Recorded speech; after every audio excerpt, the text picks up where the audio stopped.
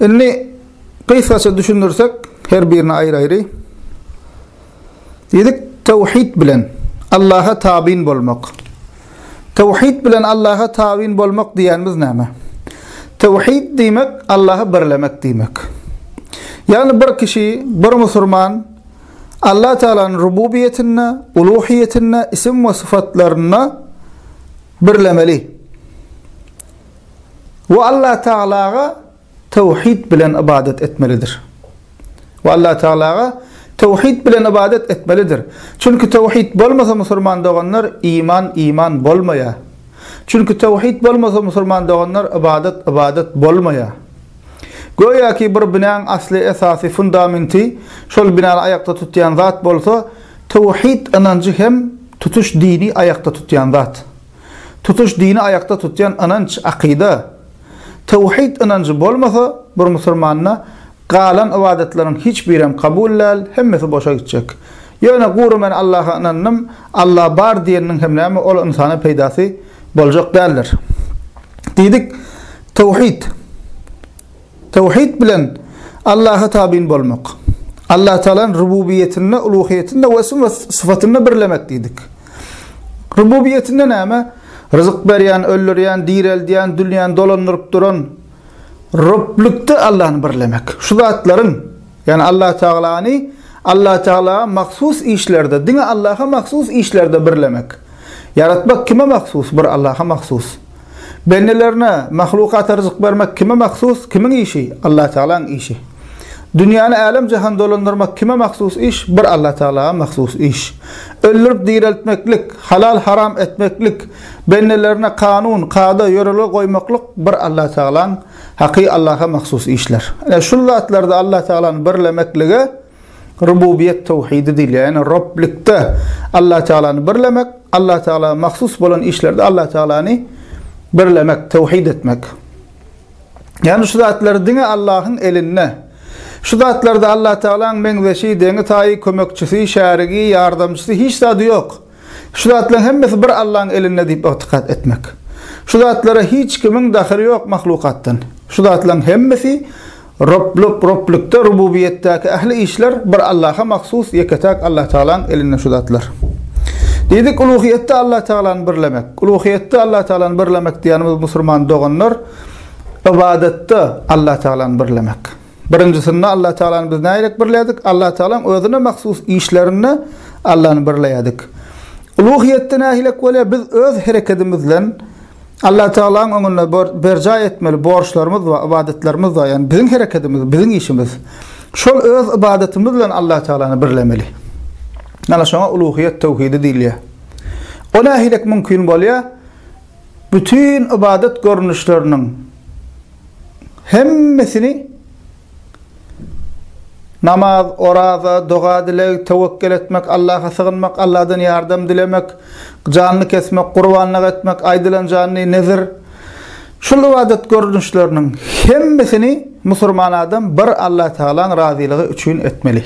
Ana Allah uluhiyette Allah'ını birlemek şunla mümkün bolýar. Ve ibadetten hiçbir zadi Allah'dan gayrısına sarf etmeli değil. Yani sen ibadetin %99'unu Allah Teala için etsen, Allah'ın razılığı için, %1'ini Allah'dan gayrısına sarf etsen, Allah'a şirk koşanlardan bolýan. Allah saklasın. Gidip misal için dua dilek bir ibadettir. Ama gidip dua dileğini sen ölüden dilesen, kabra yıkılsan, ey yatan şu ölü bana şunu ver, hacetimi bitir diýsen, çağa ver, rızık ver, baht ver diýsen, ya olmasa gidip kabrın daşından, Müslümandan, Allah Teala'nın öýü bolan Kâbe'nin daşında tawaf edişýälekde, aylansan, ya olmasa planyň ýoluna diýip janyny kessen, çünkü canlı bir Allah'ın ýoluna kesilýär. Ve canlı kesmek ibadet. Şuna meňdeş ibadet görülüşini Allah Teala'dan gayrysına sarf etsen, Allah Teala ibadette şerik koştuň bolýar. Şoň üçin nämeken uluhiyette Allah Teala'ny birlemek diýenimiz ibadetimizin hemmesi açık gizliğine olsa ki hemmesi bir Allah Teala'nın razılığı üçün bolmaly. Ve haçanna şu görnüşde şu itiqatlaryň Allah Teala ibadet edilse şonda näme? İbadet bolýar. O tevhidin üçüncü görnüşi Müslüman doğanlar isim ve sıfatlaryny Allah Teala'ny birlemek diýdik. Kur'an'na ve Peygamber sallallahu aleyhi ve sellem'in sünnetine Allah Teala'nın atları ve sıfatları ve bize Kur'an'a haber verilen, Peygamber sallallahu aleyhi ve sellem'in sünnetine haber verilen. Müslüman adam şol at ve sıfatları gelişi alakka iman etmeli. Ve şol at ve sıfatların bir Allah Teala'ga layık, özüne layık ve özüne mahsus güzel at ve sıfatlardan itikat etmeli. Ve Allah Teala'nın bütün ayvı noksan sıfatlardan nam etmeli, tenzih etmeli, paklemeli. Ve şol atlarına, isim ve sıfatlarına hiçbir deni tayinin, menzeşinin yoktuğuna itikat etmeli. Yine şu görünüşte Allah Teala'nın rububiyetine, uluhiyetine ve isim ve sıfatına birlediğimiz bolya. Açınca şu itikadımız tevhid itikadına esaslansa, inancımız tevhide esaslansa, şonna bizim ibadetimiz ibadet bolya, şonna bizim Allah'a iman nip, inanyas diyen adımız iman bolya, inancımız doğru bolya, dürüst bolya, ondan berde tevhid bolmasa Müslüman doğanlar, ne men yöne bir Allah'ın barlığına inanmam demekligim, Allah Teala men yarattı demekligim ve tevhidsiz ibadet etmekligim hiçbir insan oğluna näme peyda berjek alaken. Demek tevhid bilen Allah'a tabiin bolmak diýänimiz näme Müslümanlar onlar şu görünüşde bolmaly. Allah Teala'nı tevhid etmeli, Allah Teala'nı birlemeli, rububiyetine, uluhiyetine ve isim ve sıfatına. İkinci tarifi näme dedik?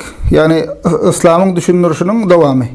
Tağut ibadetler bilen Allah Teala'ya boyun eğmek dedik. Bu näme demek? Allah Teala'nın buyuran zatlarına amel etmektir. Din näme üçin geldi? Kur'an näme üçin geldi? Sünnet näme üçin geldi? Peygamberimiz näme üçin geldi? İnsanlara şol nähilek amel etmeliligini görkezmek üçin geldi. Kur'an sünnet, Kur'an'ı açıklamak üçin, düşündürmek üçin, Allah Teala'nın razı bolan zatlarını öğretmek üçin ve şol amalları, ibadetleri özü bize nasıl olmak üçin geldi. O bize nähilek Müslüman bolmalygymyzy, nähilek Allah'a ibadet etmeliligimizi, nähilek Allah Teala'nın razılığına laýıklykda ýaşamalygymyzy öwretmek üçin geldi. Demek tağut ibadetler bilen Allah'a boyun eğmek, Allah Teala'nın buyuran zatlaryna amal etmek ve Allah Teala'nın haram eden, qadağan eden zatlarından uzaklaşmak, koşal haram eden zatlaryny taşlamaktır.